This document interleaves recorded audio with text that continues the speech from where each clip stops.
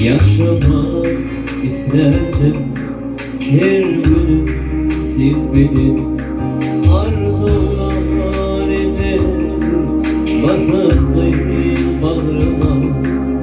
Yerdim senin gün ölsemem yerimki. Sığmıyor aklıma senden ayrılmak. Ölümden varımda ölmek istedim.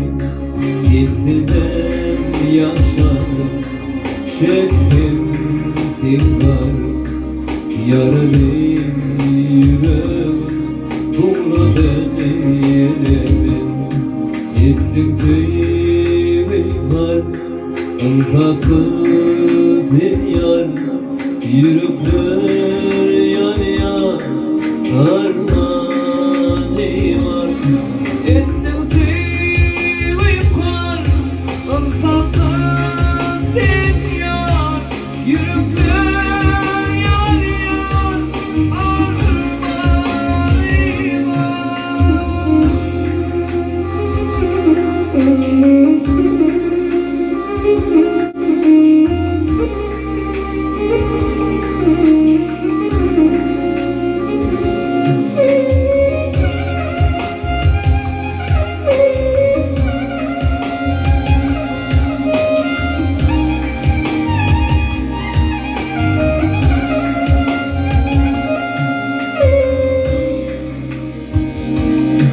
Bilmedi ağlamam, benim sensiz yaşamam.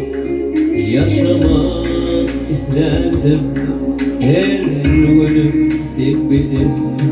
Arzular ederdi basarlayım bağrıma.